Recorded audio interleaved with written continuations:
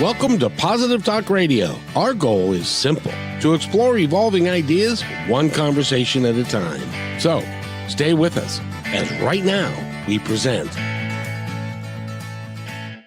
And we have an awesome show for you today. We've got Dan Hawthorne and Patricia. They are the authors of the book. An awesome show for you today. What a way to kick off the show. Oh, yeah, we've got the feedback. Did we kill the feedback? Yep, we got it. Now, Kevin, you think we're radio people. We would know better than to do that, but Yeah, it happens from time to time. But, these two have written the book Giant and Me, and it is a really cool book about. By the way, if you're listening now and you're sitting in your room and you're 650 pounds and you've got nothing in your life that you feel is important to you, and you're just not happy. Have we got a show for you today? Because we've got a guy who was that guy and is no longer that guy. He lost that whole guy. And, lost a person, man. You lost a big person. Yeah. Exactly. Congratulations. You are an amazing man, and then you met Patricia, and she's an amazing author, and you guys work together, and you also do a show that is actually, dare I say it, a syndicated show. Yeah, we are. Yeah, absolutely. From this guy right behind here. Yes, it's across the country, and it's all about the king. The king. That's right. The king. Yes. You are in the Blue Suede Connection studios with us right now. This is where it all happens. Oh, this is where the magic happens, huh? Yeah, that's where Elvis comes alive every week. That's right. That's cool. Now, I'm curious to know, because I'm kind of a little bit of a radio guy, how you format it, and what do you play? Mostly music? Do you tell stories? What do you do? A little bit of everything, right? But mostly it's music intensive. Yeah. But we tell stories. What we like to do is we always say, people wonder why Elvis was so big and why he's so adored and so loved so much. It's because really, in the end, Elvis was one of us.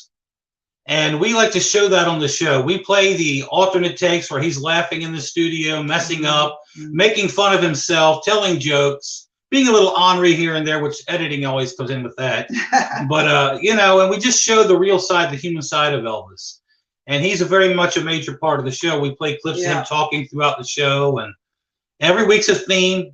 It could be rock and roll sock hop one week, Elvis country music one week. He did so much music, so kind of go from that. And Elvis had quite a potty mouth on the alternate takes when he didn't think, it was going to the listeners, so to speak. So Dan does a lot of editing Elvis's potty mouth before we can air it.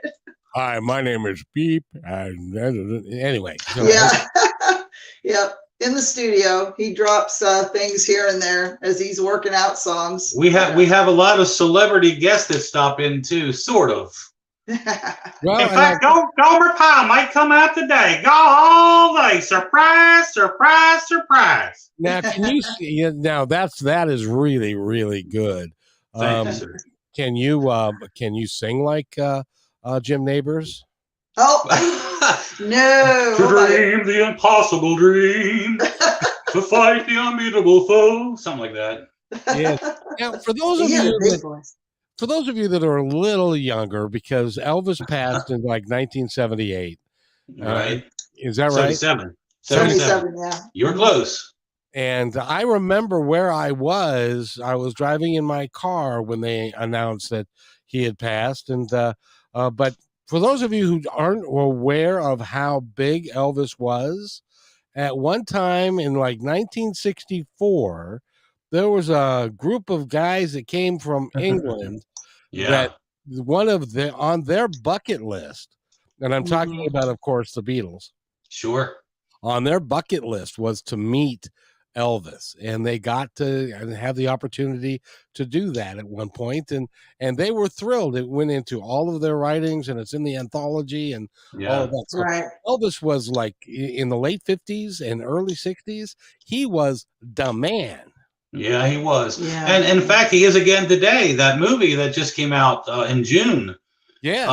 It raked in almost over $300 million. Which now it's like it's the highest grossing movie that Baz Luhrmann has ever put out. He put out The Great Gatsby and Romeo and Juliet, and lots of big hit films. Moulin but this Rouge. Elvis movie, yeah, Big Moulin Rouge, it's incredible. It's beat them all so far. Yeah, it's really good. And the soundtrack is like #1 on the charts, on the music charts, on Billboard. And Elvis is being rediscovered now by a whole new generation thanks to this film. And Blue Suede Connection. Of course, of course. Well, and there's a reason why you've been syndicated all over the country is because people are going, they're hungry for that information. And they would love to know more about Elvis and what he did and that kind of thing. And it's a remarkable piece that you guys are doing. So, you should really congratulate yourselves on being able to. Thank you. It's all because of him, though. Like I told you on the first interview we did, I come out of the womb singing Hound Dog.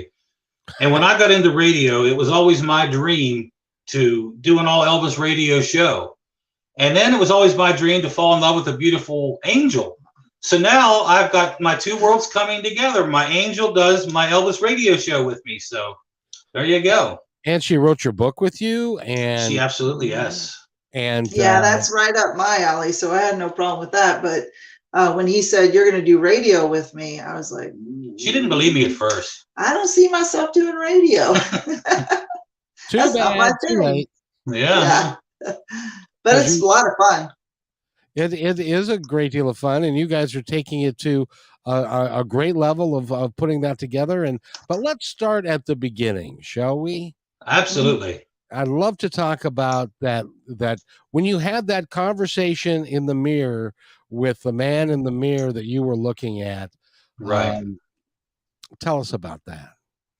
Well, I was about as low as you could possibly get. That was the lowest point of my life. I moved to the Eastern Shore of Maryland to try to fix a marriage that was broken, to try to get my career going. I wanted to get back into radio, and everything just fell apart for me there. And I just hit rock bottom, and the radio show didn't happen. The marriage just got worse. And when you get down in life, you rely on that high that you need. And as we talk about in the book, food was always a comfort to me. It was always something that made me happy. So for several years, I sat on a couch eating my life away, basically eating to my death. And it got to the point where I was up to 650 pounds. I was so angry. I hated life. I hated myself. I was mad at a higher power. I blamed everything on everybody else but myself. And one night, on a late August night, I was living in this little box trailer. I pulled my girth off the couch, and I grabbed my cane and I wobbled down the hallway, which was leaned. I mean, I almost had to fall into the wall to walk. And I was so big, it was that tight of a space. But I got into this bathroom and I put the cane on the wall, put both hands on the sink counter, and just stared into the mirror. And for several minutes, I cursed the giant. I called him every name you could think of. You fat, I was mad. I was sweating profusely. At one point, I pulled my fist back. I almost hit the mirror. I was so mad. I wanted to hurt him. And then after several moments of this battle, I was shaking tremendously, but I just calmed down. I calmed myself down, and I leaned into the mirror. I was nose to nose, face to face with the giant. And instead of looking at that image and staring at that, I closed my eyes and kind of looked into the soul. And at that point, I heard Dan Hawthorne crying, begging for help. And at that moment, I started to, shed some tears, and I apologized to Dan. I said, "I'm sorry, brother, what I've done to you. I'm so sorry." And I made a promise to that man in the mirror at that moment that I would do my best to get him his life back and try to get things right and get a life going again, because I didn't want to die. And I know Dan didn't want to die. I talk about him in the third person because he sort of was. That giant was definitely the third person. Giant, your alter ego. Yeah, we call him Goliath in the book. But that was that moment. And that's when I just felt this comfort come over me, like, you can do this. You can do this. You can get your life back. And that was that mirror moment. That Rocky theme started to go off, and there we go again. There's those professional radio people with backgrounds. Yeah. Which, you're naughty. You're so naughty. And I just ruined a good thing there. No, but that's the moment where it all happened, Kevin. You know, it just the motor turned and I started to get my life back. And it was one major hurdle after another. It was not easy. The things that happened throughout this journey is one step forward, always two back. You know, the way it all went down. It's all in the book how this happened. I don't know how much you want me to get into it, but it's just amazing. Well, you know, the interesting thing that was that you or a dog? Or TL has gas. We had chili before we came on the air, and that's a four-legged baby yes. who likes attention. It's dinner time here, and he's letting us know.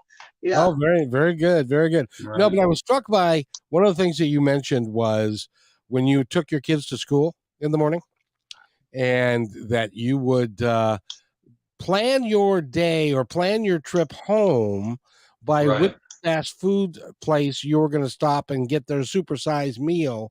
Yeah. And then you bought one and then you bought another one on the way home as well. Sure.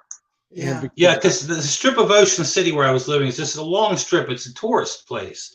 So it's one restaurant after another. It was actually the ex-wife that I would take to work. And I dropped her off. And at this point, I couldn't walk, so I wasn't working. So that, you know, I dropped her off and I'd just be in that funk, that terrible place, this is my life now. So I would stop at drive-through number 1 and get the number 2 meal. The morning time, it would be probably the muffin and ham and egg and cheese muffin, the hash brown, and a big old Coca-Cola or coffee, whatever I felt at the moment. And that was like on 1st Street. Now, by the time I got to 75th Street where we were living, I passed dozens of drive-throughs. So I'd stop for a fix number 2 somewhere along the way. And then I get home and I strategically plan my day. You know, where's the fix going to be later? What are we going to have for lunch? Is it going to be pizza today? Am I going to have tacos, burritos? Is it going to be burgers? What am I going to have? Now, I look forward to those moments, that 10 minutes to consume that food that gave me the happiness and comfort that I needed because everything else was miserable in my life. That had to be a really tough existence, especially when getting 650 pounds off the couch. No wonder you were sweating profusely. That takes a lot of effort. Yeah. It hurt to raise my hand, my arm. I would just to raise my arm hurt. I would feel all this pain get through my arm.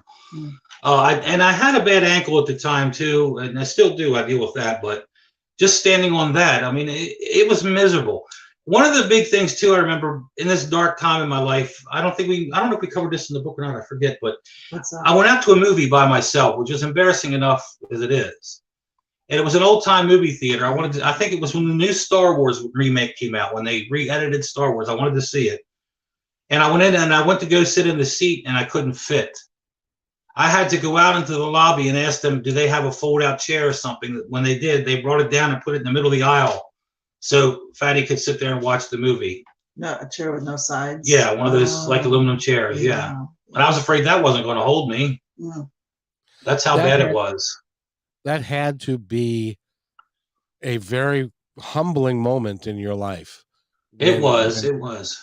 Well, because, you know, like if you were to fly on an airplane, you had to buy 2 tickets, and I'm pretty sure, you know, and all of that. So let's leave that guy behind because the giant no longer exists. Right. It is now Dan, and Dan, the radio personality and the author. And did you ever think when you were looking in that mirror, did you ever think that you would actually get to be this guy? I dreamed it. I dreamed it a lot, but you know, at that moment, with that moment of Zen, when I felt that comfort again, I started to believe. I started to believe you can get this back. I didn't know what that exactly meant. Did it mean I was going to be a radio guy again or not? But I knew I could get my life back somehow. I just wanted to be able to walk again. I wanted to be able to do simple things. I couldn't cross my legs when I sat down. I couldn't tie my own shoes.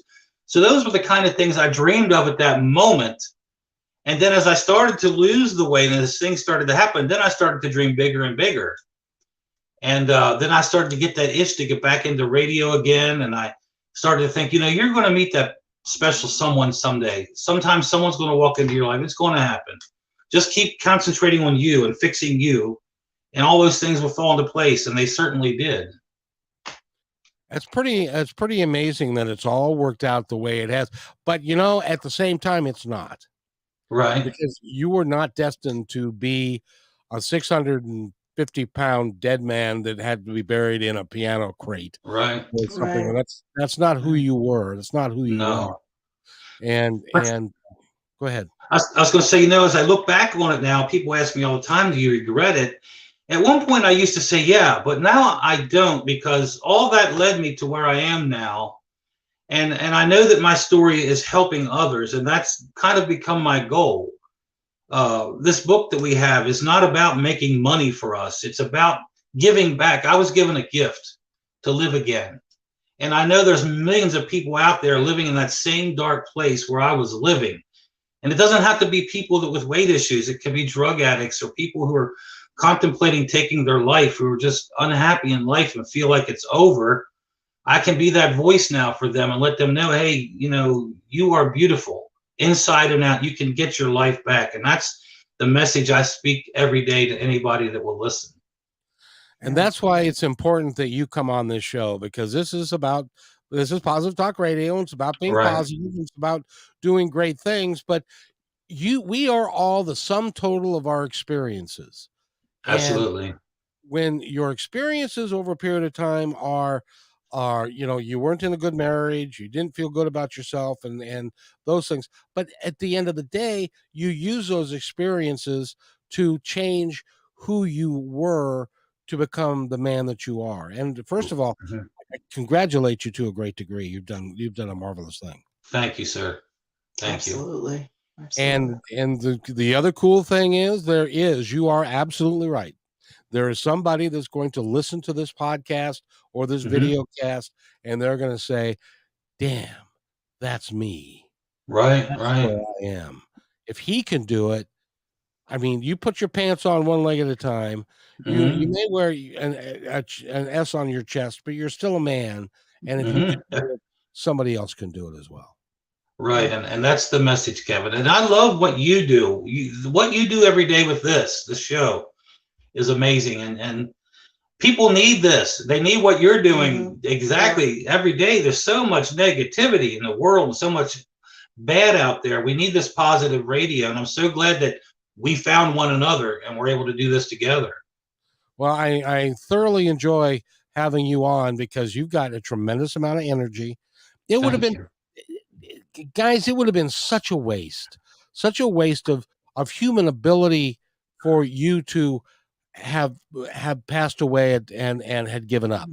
Right. And what was it about you, do you think, that allowed you? And I get the fact that when you're that heavy and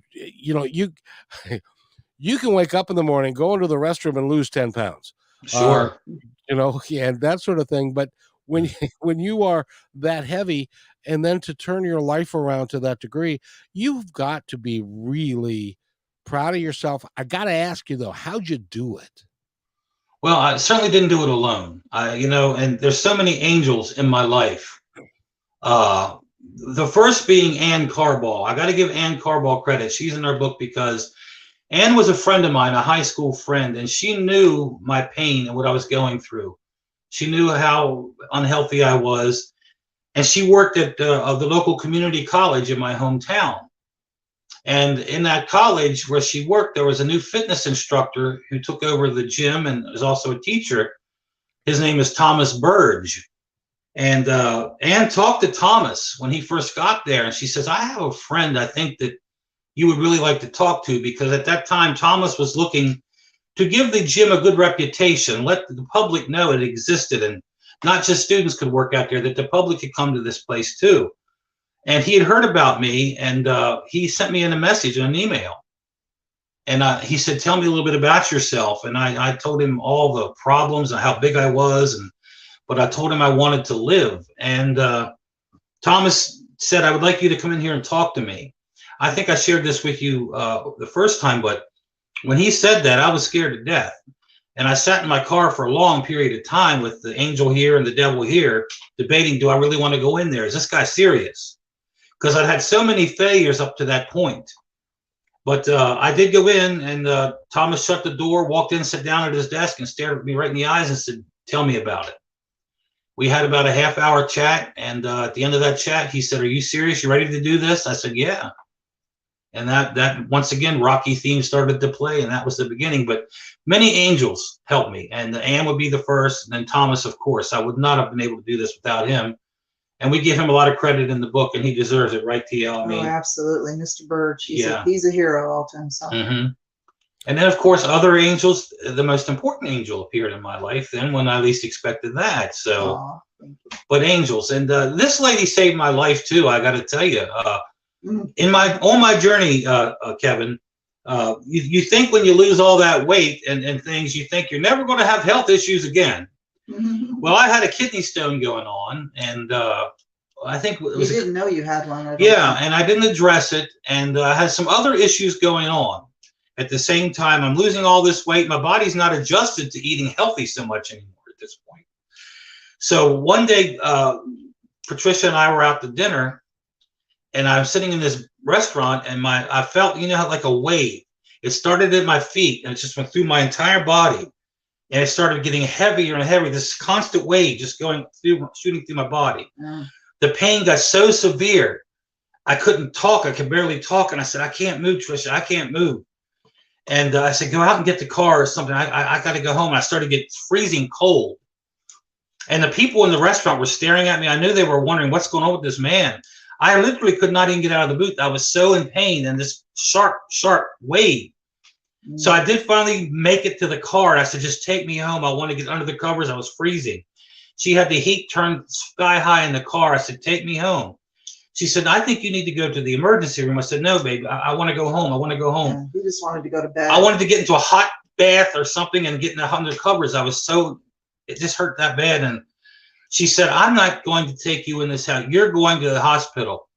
We went to the emergency room, and the doctor said, "It's a good thing you came. Your body was in septic shock."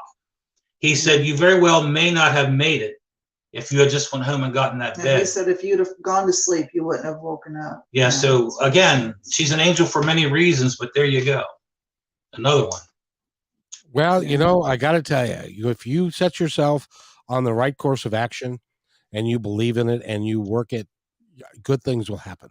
Absolutely. Yeah. Even when you think, "Oh, gee whiz, that's a coincidence." No, it's not. Well, and the funny thing is, I talked about earlier about how, I'm glad what happened to me in the earlier years happened because it's given me what I have today. That encounter in the hospital, when that happened, I'm talking to nurses, I'm talking to different people, the guy beside me. And I think my story, I always share my story. So I was probably in there with that septic shock for a reason, to speak to somebody else who maybe needed to hear it. It happens all the time when we're on flights. Yeah. Sometimes we don't get to sit together because Patricia also works for the airline industry.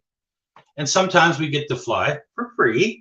And but we don't always get to sit together. And it seems like I'm always sitting beside somebody that needs to hear the story. Yeah. It just seems to happen that way. So there you go. Once again. By the way, we're talking with Daniel Hawthorne. And Daniel, what's the website that we need to reference?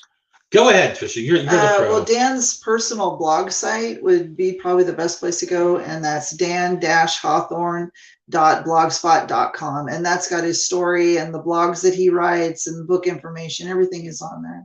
See, she's my Colonel Parker, Kevin. She really is. He has me around. So I go, "Babe, what's that site? Yeah. Babe, what's that phone number?" I'm like the walking encyclopedia. Yeah, she is. We're fine with that. I like that job. We're a good team, Kevin. We really are. Well, and I'm saving the story for how you met each other for a little bit yet, because I really want people to understand that while none of it was easy, and you were telling me, and by the way, if you want to reference episode number 236, that's the first story that we talked about. That's number 236 on positivetalkradio.net.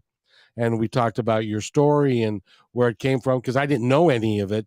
I now know a little bit more about you. And I also know that you've got a tremendous energy about you. Thank you. There's a reason why you went through the wars like you did, so that now you can be a shining example for people.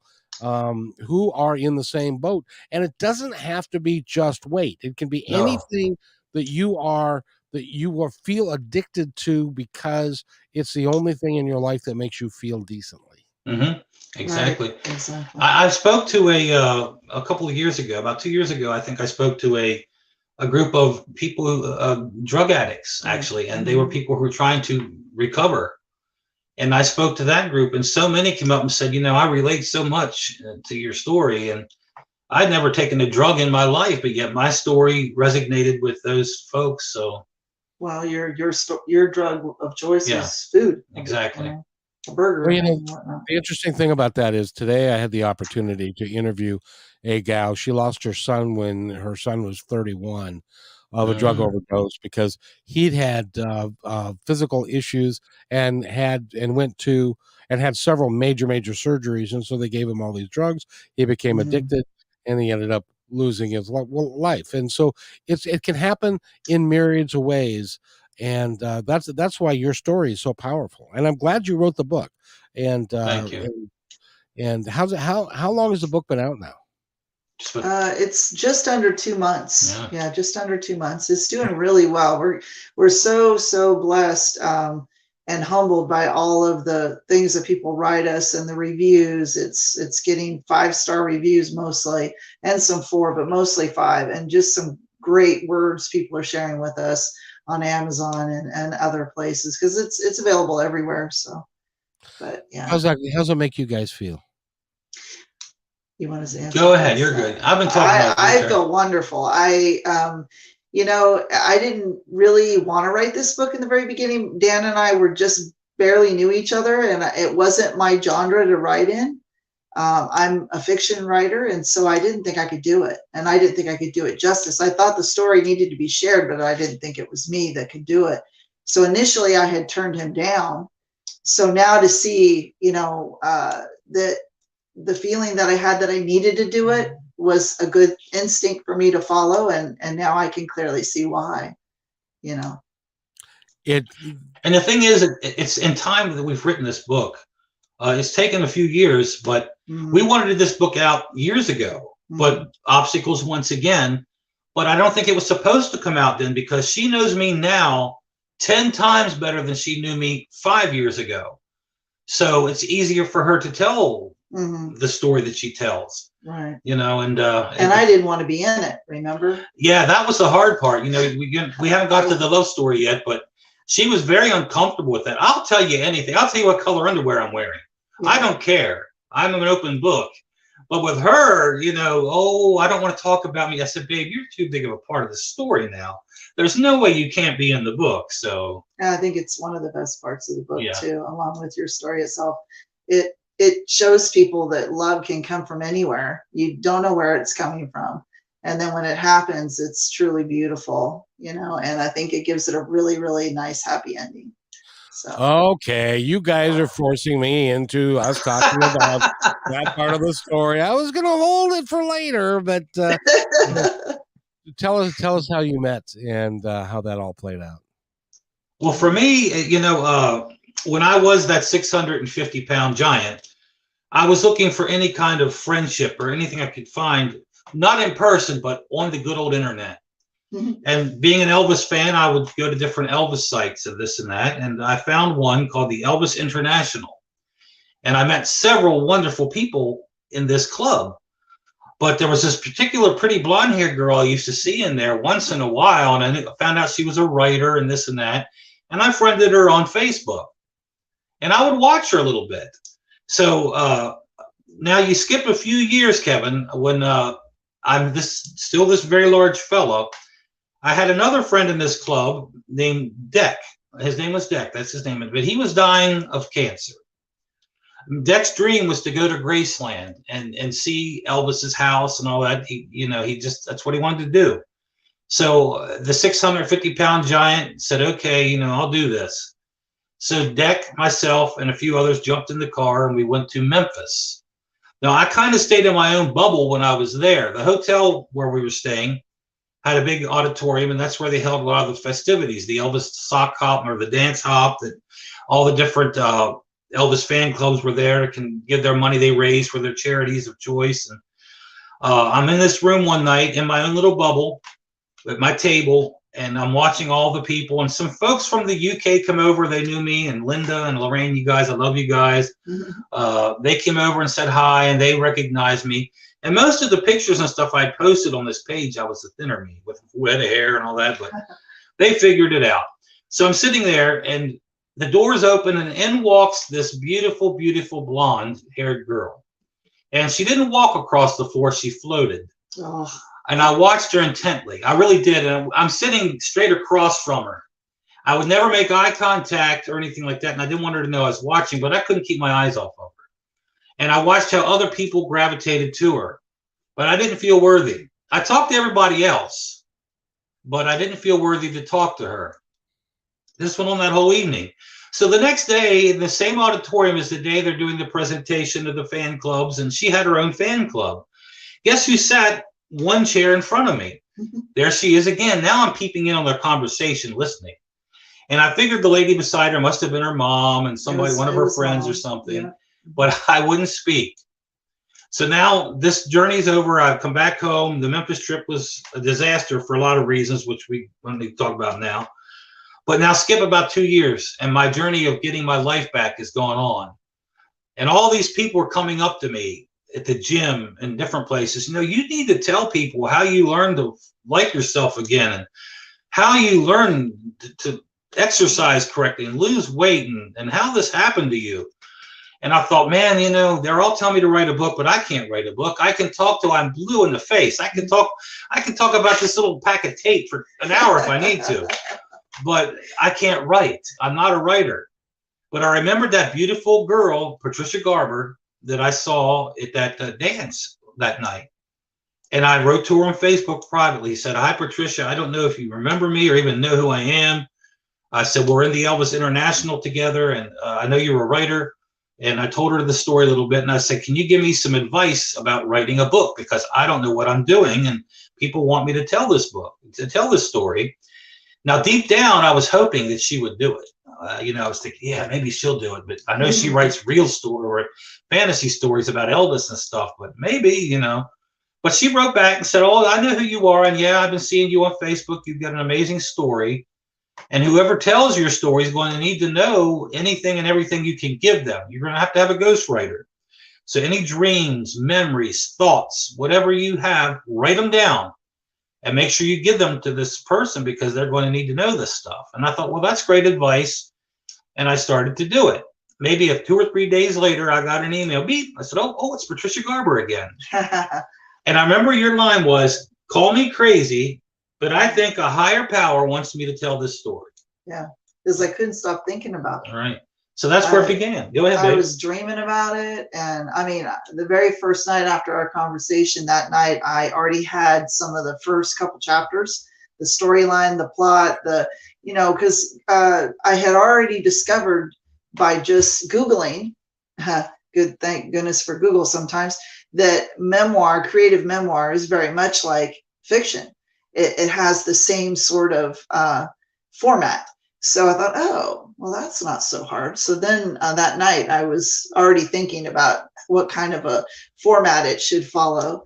And so then I thought, I can't get this out of my head. I think I need to do this. I think I'm being guided to do this. And if I don't do this, I'm really going to regret not doing it. And the crazy thing is, Kevin, she's on the West Coast and the Washington area and Oregon area, and I'm in Maryland. So we're thousands of miles apart. So Skype was our way of connecting.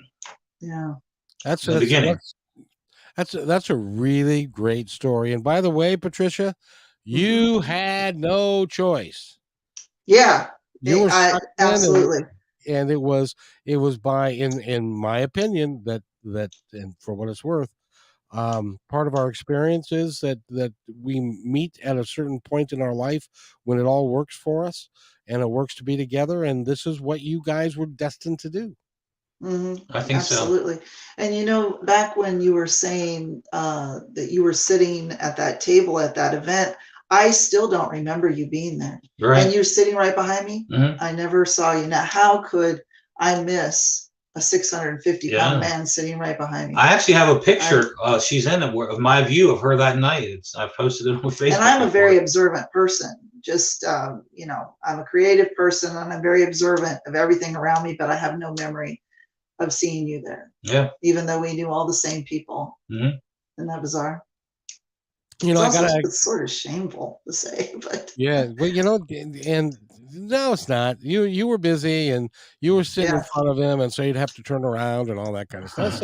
So I wouldn't worry about it. But you know, Dan, one of the things that has struck me during this conversation is you keep on telling me that people keep walking up to you, and because you have become a relatively in your own world, in the people that you know, a famous person who's done something that very few can do and have done. How does that make you feel to be a bit of a minor celebrity? I'll take the title and wear it proudly. I like it. You know, in fact, every day when I get up, the first thing I do is, of course, hit the Mr. Coffee machine. But I'll come sit in my chair and I'll turn on Facebook and I'll try to put some inspirational things on there every day. Again, my life now, my private life is my private life, but my professional life is all about giving back and helping. And I'll carry that, what you called me, that title. And, but I like to share happiness and give people hope and confidence and put a smile on a face. And people always, you wonder on Facebook, who's real? And is this person hiding behind something? That's really me. Yeah. And when I do make those posts, or when I share my story with people with sincerity, it's not just pretending. And it helps me. It encourages me. It makes me better by posting those things. And so, yeah, I mean, I feel good. I feel like I'm doing what I'm supposed to do, if that makes sense. So, yeah, I'm good with that. You're talking to the wrong guy if you don't think that I don't believe that you're doing the things that you're supposed to be doing, because there's a passion in you. All right, let me back up. There's a passion in all of us. Right. We have a choice in our life. We can either act on that passion and do it, or we cannot. But Patricia said it perfectly. If you don't, you'll live to regret it.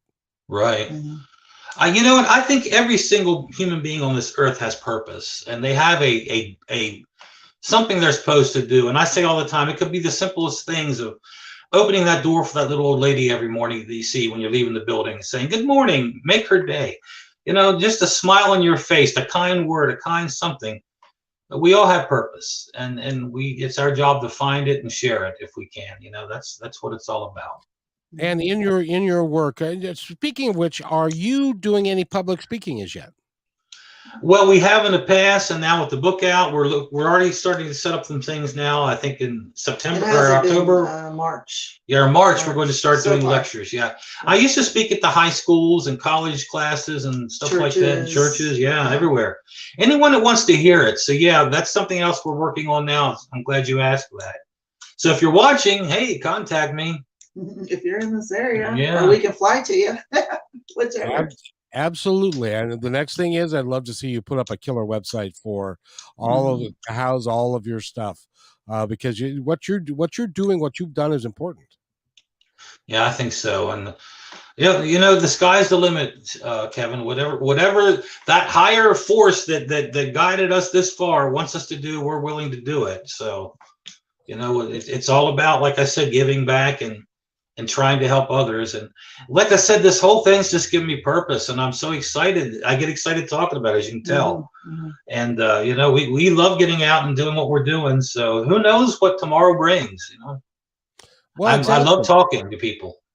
And if you didn't start this podcast and you came in halfway through, I just want to mention again that Dan is also following his dream of being a radio guy, and has got a syndicated program that focuses on Elvis and stuff. But you've done a great job. How many stations are you on now? About 80, somewhere around 80, and we're on in 9 countries. So most are here in the U.S., but we're on 9 different countries. So have you been able to sell some advertising to get some of that, to get to that paid for you? Yeah, we have some. The one that we had for a really long time is right out of Memphis, Elvis Presley Boulevard. pawn shop out of Memphis that sells a lot of souvenir stuff. So they've been supporting us as well. Oh, good. And we have then we have the Well, 1-800 numbers and things like that that folks call, and All kinds of that helps us out too. So the last time that we talked, I thought that I saw that you were in like 25 or 30 stations. Is it growing exponentially? It's been growing for the last 5 years, little by little, but yeah, it's close to 80. I don't think it's quite 80, but it's very close. Right. We have, I don't know how many states in the US. This is a 2-hour show that you do on like Saturday night? Well, the show is syndicated out. So we hand it out to everyone on Sunday night and they play it all through the week. So if you were to go to our website with Blue Suede Connection, you could either just type in Blue Suede Connection in Facebook or blue-suede-connection.blogspot.com and go to where to listen. It's all on there, state by state, then country by country. So like in England, for instance, we must have 5 or 6 different stations that play us. And then we're in Spain, Ireland recently is a new station for us. Trying to think, we have some others. We're everywhere. Canada, lots of Canada. But then in the States, I don't know, it must be at least 25 states, maybe. I know we don't have all 50, but yeah, it's a lot, and several stations in the same state. So. One of the things that I really, really like about your story and the people that you are is that you are living, breathing, actual proof that what's going on in your life today does not have to be permanent, that you can make the changes in your life to live. Because think about, we started this interview with you, and there was a purpose why I did that.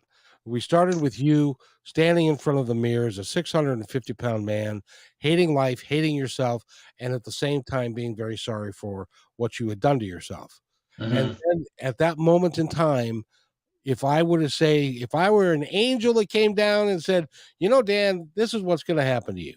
You're going to lose half your body weight. You're going to have a show that's syndicated in 80 cities. You're going to be making money from radio, and you're going to have a beautiful, lovely, significant other, and it's all going to happen within 5 years.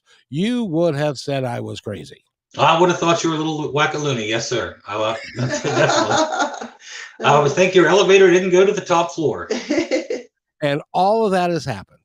Right, it has. And you know, you just don't know what's going to happen from one minute to the next. We've even had people in the film industry that mentioned down the road, hey, I could see a screenplay right here, right now.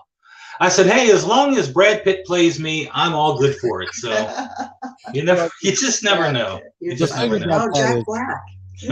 Jack Black would do it, but Brad Pitt. Can you imagine the size of the foam bodysuit? Yeah, exactly right. Exactly. Yeah.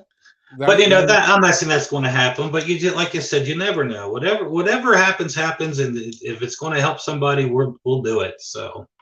Well, you know, Daniel, you're always the one telling me that you have to believe it first. I mean, because I'm the one that's always trying to throw reality bummers and things. Yeah. And he's like, no, you have to believe it's going to happen and just keep seeing it every day, keep moving in that direction. So you tell me that. Energy goes where energy flows. I'm a firm believer in that. And if you focus on the positive, you stay in the positive's going to happen. That's right. That's what you said. There's no question about it. That's right. Just the way energy works, and that's the way. But you have to believe it. Right. You have to know it from the depths of your soul. And when I was in that dark place, you know, I focused on all the negativity. I focused on the pain. I focused on the anger, and I focused on. I didn't see happy people. I saw nasty, ugly people. I was just mad, and I just brought that energy into myself. Yeah. I would fake it when I would be around people, like, oh, I'm a happy guy, but they'd leave. I'd be very angry and very. So I was dwelling on that and taking myself down, down, down, down. It wasn't until that mirror moment that I started to think, you know, you can do this. You can fix this. Then I started to see people in life differently. And the more I did that, it seems like, hey, well, this is happening today. This is good. You lost another 10 pounds this month, you know, and the more I focused on the positive, the more positive happened. And again, the radio show, this beautiful lady here, and so much more. Who knows what's going to happen tomorrow? I'll be focused on positive, so hopefully something good. Well, it will be something good. And Right. even if there's a bump in the road, you take it for a learning experience, Right. and you move on from it, and you continue to believe that everything that you can do this, and you can make it work, and you can be positive with it, because that is a cornerstone. And see what you're doing now, and your whole story. And I know you've been through a lot, but Right. you may not believe it. Well, yeah, of course you believe it now. But the whole reason that you got up to that weight is so that now you can tell your story about how you lost the weight, how everything has changed, because you can positively impact other people. And that's why Right. you came here, I think. Absolutely. Yeah. You said it, brother. You said it right. And you couldn't have done it any other way. No, no. You know, what else is there to say? You know, I'm just a thankful, happy man. And it would be very selfish of me to not share that story, to have lived all that for no reason. How could I do that? I couldn't do that. So, like I said, it is now my job, and my pleasurable job, to share the story and hopefully help somebody. If I help one soul, it's worth it for me, you know, and that's what it's all about, you know, and spread that positive energy. But from what I understand, the book is doing well. And see, the cool thing is, and this is for both of you, is that you may never know, unless somebody picks up a pen and writes a review for you, or to write you a letter, you may never know the impact that you're having on somebody. But you've already saved people's lives. Well, thank you, Kevin. Thank you for saying that. Thank you. It's touching, you know, and it lets me know that we're doing it right by what you just said, and the messages that we do get, and the encounters I've had. I don't know how much I shared with you. I forget the last show, but the people I've met, you'd think that this story would not have anything to do with their lives, but they knew it. A young lady was going to take her life, was contemplating suicide. I didn't know this, and she was in a classroom, and I spoke. And this young lady went up to the teacher at the end of the class and said, you know, I understood him. That was me. Like, she said, that was me up there. He was talking. She was a little girl, a little overweight, and she was really struggling. And the teacher told me that the next day when I saw her, she goes, you know, you really impacted this young lady's life. You may have saved a life. And that shocked me. And it's just like, you know, I went out in the hallway. Thank you up there. You know, I appreciate that. Letting me know that, you know, and there are so many people hurting, so many people that need to know this. And that was somebody that I had no idea was helping. And if the teacher hadn't told me, I never would have known it. So, and not just folks with weight problems, because Dan hears a lot from people that have self-hate issues, image issues. The world is hard, you know, the world is hard, and people are unforgiving, judgmental. You know, you could be, you know, healthy weight and still have all kinds of issues that's been brought onto you from your past experiences or current experiences. So we hear from people from all sizes. Yeah. It's not the weight per se.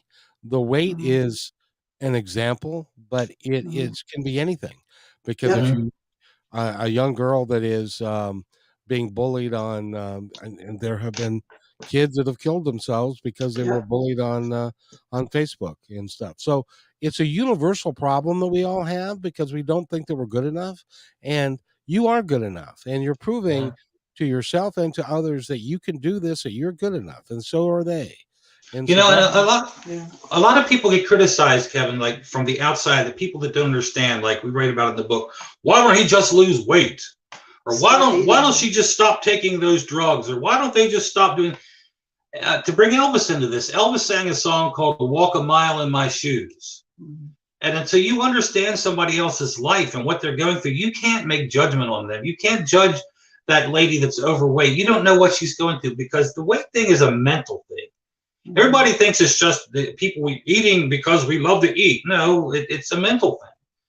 And unless you're in that situation, you don't understand it. So it's so easy to sit on the sidelines and say, just lose weight, just quit eating the hamburgers. They don't understand that. They don't get it because they've not been in our situation. So That's an important thing people need to think about too sometimes. Compassion. Yes. Compassion and being non-judgmental, because you're Mhm. right. You don't know where somebody else has been, what their life experience has been like, and how horrific it may have been in the past. Right. And I So guarantee you it's something. They've been through something. Nobody wakes up and just wants to be 650 pounds, no, you know. well, and that's why I'm a firm advocate. And fortunately, it's changing. The rules are changing a little bit about what's accepted and what's not. I think everybody could use a coach. Everybody needs Mhm. somebody in their corner and they're behind them to help them and to look out after their best interest, or a therapist, or a really good friend. And the cool thing Right. was, I wanted to mention this. Cool thing was, when you changed your mindset, all of the sudden, people who wanted to help you magically showed up. Did you notice that? Right. Yeah, Mhm. yeah, exactly. Very true. They did. The angels. They showed up because you were now emitting the type of energy that matched those Oh, people that yeah. had a higher energy level that wanted to help. Right. Right. So you actually caused this to happen yourself. Wow. I never looked at it that way, but thank you for doing that, sharing That's that. great. Yeah, good stuff. You It's made me think a little bit there, Kevin. Good.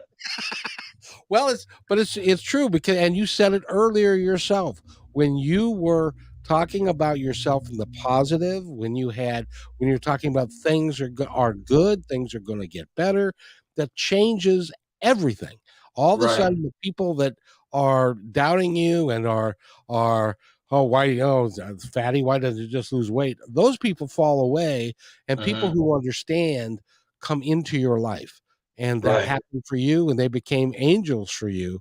And Hmm. now what you're doing is you are paying it forward and becoming an angel for somebody else. Right. Yeah. Mm.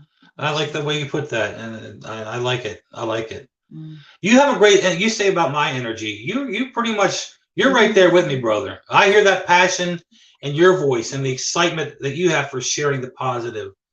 And we need more like you, Kevin. We really do. Well, I'll tell you, Dan, stories like you and Patricia, stories like you have brought forward really energize me, because I believe that if since you have put yourself out there, and it's no small thing to write a book and to put yourself out there and to put all of that together, but you're changing one person at a time. You're Right. changing the world. And if we all did that one person at a time, we would live in a completely different world. Amen, brother. I Mm. love it. Good job. Yeah. Can't So disagree with the thing you said. I congratulate you for what you're doing, and I wanted to, and we're coming to the end of our time together. But first, since it's ladies first, Hmm. Oh. I want to step aside, and I want you to tell the audience that's listening now, and there are some, and those that will listen in the future, anything that you would like them to know, anything that's on your heart to tell them. All right. Well, I really believe in our dreams and your goals for life. And I understand that life can be really hard and some things just feel impossible. I mean, I didn't go to college, I should say. I didn't go to college. I don't have a literary degree, but I knew in my heart that I felt I could write. And I learned the structured abilities for that, and you get good editors to help you with the stuff you don't know. But if you have a dream, if you want to write or you want to do radio, if you have a desire to do something, don't give up on yourself. Don't let people tell you that you can't do something. If you really want to do it, you can learn and you can find a way to do it. So believe in yourself. Dan? Like I said last time, for those out there, you're listening right now, you have purpose, you have value, you are a beautiful person. You deserve happiness, and you can find happiness. We all have it within ourselves. You can get your life back. I'm living proof. I'm an ear, and it's easy to reach me. Anybody that wants to talk to me, I'm on Facebook. We have our Getting My Life Back page, my personal page. Talk to me. I just want to encourage everybody out there, let them know, again, you're valuable, you have purpose, you are loved. There you go. Oh, that's sweet. I couldn't have said that any better myself. And by the way, Patricia, I just wanted to say, it's not what's in your head, It's what's in your heart that counts. Right. Mm-hmm. And you were a passionate writer from your heart. So it didn't matter your schooling. It was destined to be because you desired it. Yes, sir. Yeah, I believe that. So that's the coolest thing. I can sit here and talk to you guys all day, but I want to save the rest for. Will you come back again? I want to book you on KKNW so that we can do. I can introduce you to my audience that's on the radio in Seattle. We would love to do that. Absolutely, Love to do it, Kevin. Mm-hmm. We appreciate you putting us on here. So we'll do that too. There are people I like to have on, and there are people I have to have on. You are in the category of have to, because you can impact a lot of people, and thank you, sir. That's what the show's about, and that's what you're about, and so our energies and we align very closely. So I want to thank you for coming and doing this, and I know that it's dinner time, and it's probably time to go have that broccoli sandwich. Yeah. Hey, this is our week. Our weekends right now are Sunday and Monday, so there may be some potato chips involved in this evening's television viewing. Well, now you're in Virginia. Who's the baseball team that's well, the Orioles. We just found out the O's did not make the playoffs, but it's football season now, so let's go Ravens. And of course we have to cheer on the Seahawks too, because we have the West Coast girl here, so we have two teams. That's awesome, and go Seahawks. They did well yesterday, but the Ravens also did well. Yeah. Well, it's early in the season. Let's see what happens. I know there's lots of time for it to go south, but but the Mariners made the playoffs for the first time since I was 43 years old. Oh, wow. 20 some odd years ago. So bask in the glory. Yeah, they'll lose in the first round. Anyway, positive energy, Kevin. I know. I get it. But thank you both for coming on the show. I really enjoy talking to you, and I love your energy. I love what you're doing, and you're my God. You're syndicated in 80 markets. I wish I could be syndicated in 80 markets. Well, thank you. Hey, everybody, check out Vagina Me and the book, and Blue Suede Connection, the radio show. And stay tuned to Positivity Talk Radio. Yes. Exactly. You guys are just awesome. So if you'll stay right where you are, I'll be right back. All right. Hey, thanks for enjoying this episode all the way to the end. Please give us a like and subscribe to this channel. This has been a production of PositiveTalkRadio.net. Please visit our website, oddly named PositiveTalkRadio.net, for more details about us and our mission, which is to provide great positive programming designed to inspire us all. I'm Kevin McDonald, and I'm proud of these shows, and I truly hope that you'll like them and share them with friends and family. So on behalf of our entire team, remember, be